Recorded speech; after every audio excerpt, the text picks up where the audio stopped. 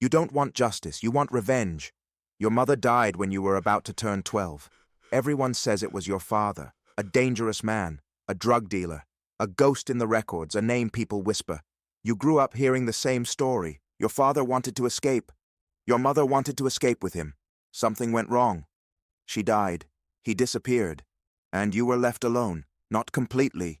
Your aunt raised you, your father's sister, the city's police chief, a strong woman, respected, feared.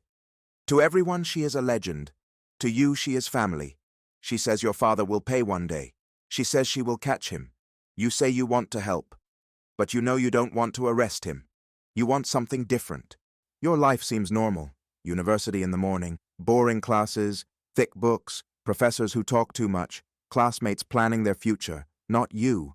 Your future has only one point. Find him, your father. After campus you train. Your aunt insists on it. Running, shooting, thinking fast, controlling breathing, controlling rage. Sometimes you train together, shooting range. She behind you, corrects your posture.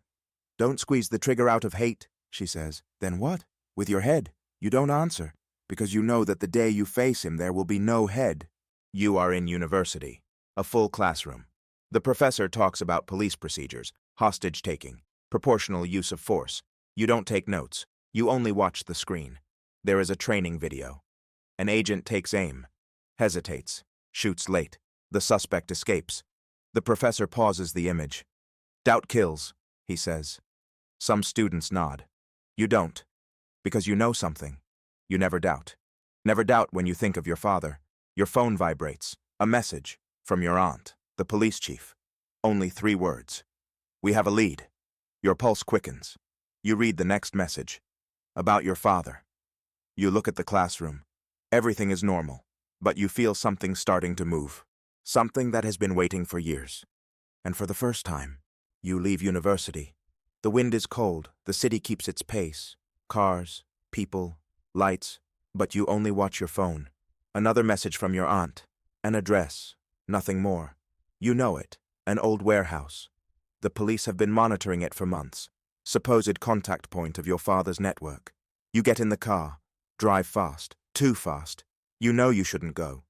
This is police work, not personal. But for you it's always personal. You park far. The warehouse is dark. Only one light inside. You approach on foot. You hear voices. 2 men. One says a name. Your father's name. Your stomach tightens. You come closer. Then you hear something worse. The boss wants to see him. You don't know if they're talking about someone else. You hide behind a container. The voices continue. Now you hear footsteps. One of the men leaves the warehouse. You recognize him. You have seen his photo. Your father's ex-assistant. One of the men who disappeared years ago. He is supposed to be dead. But he isn't. He's here. A few meters away. Your heart pounds. You think about calling your aunt. But you don't. Because this is your chance. You step out of the shadows. Point your gun. Police, you say. The man freezes. Raises his hands. Does not resist. That confuses you. Too easy. You tie him up. Put him in your car. He doesn't say a word on the way. Not a word. Just looks at you through the mirror. As if he knows something. You arrive at the abandoned shed. An empty place. Silent. Perfect for interrogating. You take him out of the car. Sit him on a chair. Tie him up. Now he speaks. 1 sentence. Your father knew you would come. You laugh. You think he's trying to provoke you. You press the gun to his forehead. But calm down. We won't do it if you like the video, and subscribe to the channel to see more videos like this. Speak, you say. The man smiles. A calm smile. Almost sad. You know nothing, do you? Your patience breaks. You take out your phone. Call your aunt. Tell her you have one of your father's men. Have her come. You'll interrogate him together. She takes a few seconds to answer. Too many seconds. When she speaks. Her voice sounds different. Worried. Don't do anything until I arrive. You hang up. Turn toward the prisoner. But he no longer smiles. Now he looks at you with something different. Compassion. And then he says something you don't expect. When he calls you, don't respond with anger. Then your phone rings. Unknown number. You answer. A calm voice. Too calm. Hello, son. It's him. Your father. He says to release his man. He says he will come in person. He says he wants to explain everything. You explode. You insult him. You shout murderer.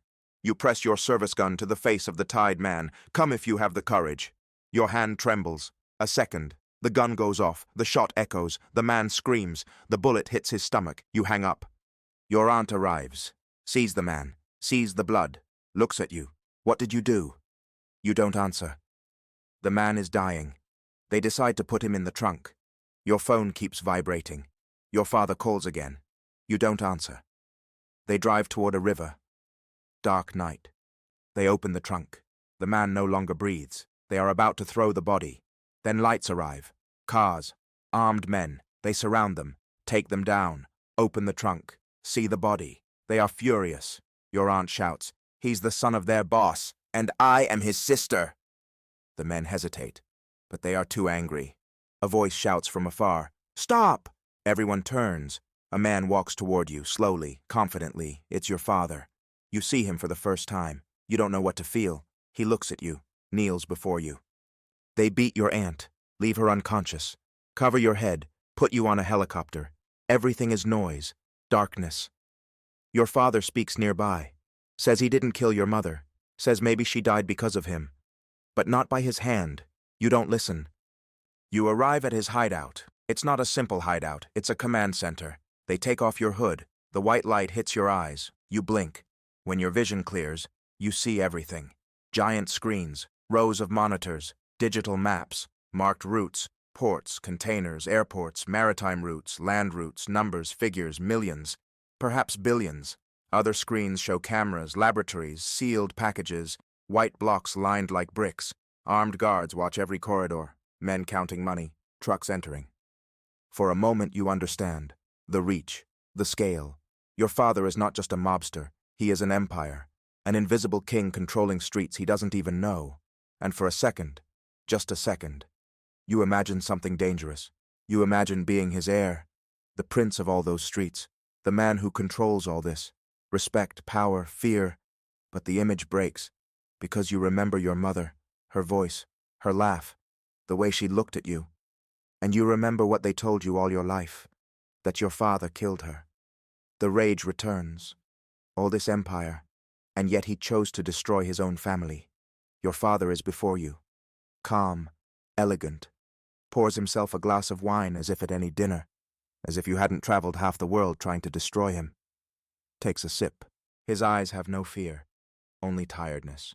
He says it's time for you to know the truth. You don't want to listen. You didn't come for explanations. You came for justice. He looks at you intently and asks a question, one you never expect. Have you ever wondered why I didn't kill you? The silence becomes heavy, because you know he could have, 1,000 times, but never did. And that starts to bother you more than any lie. Your father doesn't argue, doesn't shout. He only raises a remote control. A screen lights up, an old video.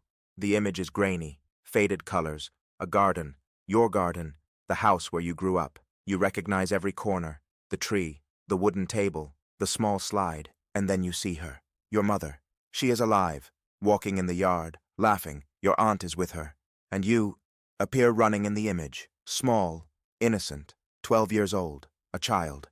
For a moment the world stops, because it is the last time you see your mother alive. The video continues. Your mother is in the kitchen. You enter, ask for a glass of juice.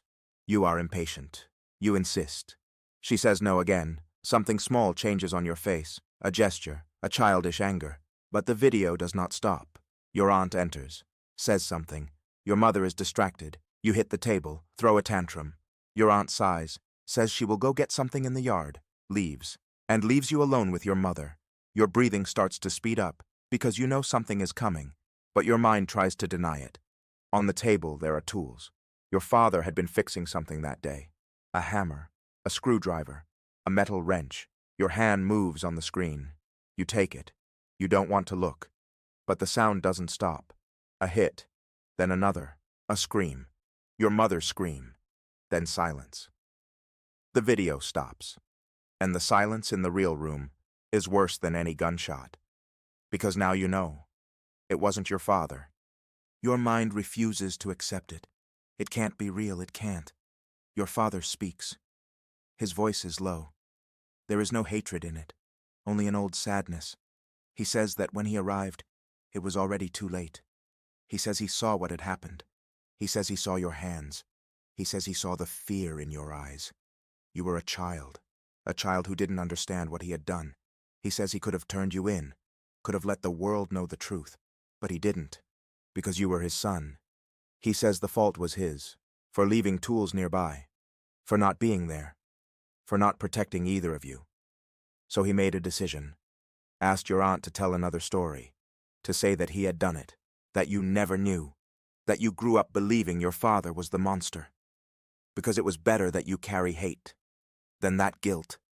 Your aunt obeyed. For years, everyone obeyed. But now, everything changed. Your father looks at you with a new sadness, says the child he wanted to protect no longer exists.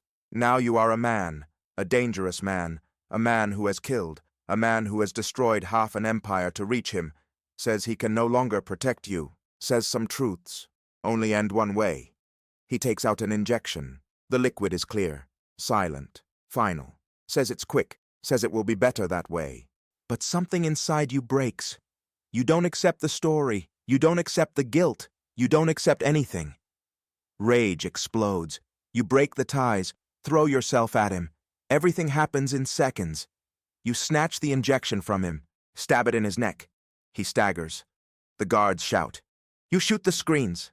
Glass, sparks, darkness. You take out your phone. Call the police. You think you won. You think you ended it all. Then the door opens.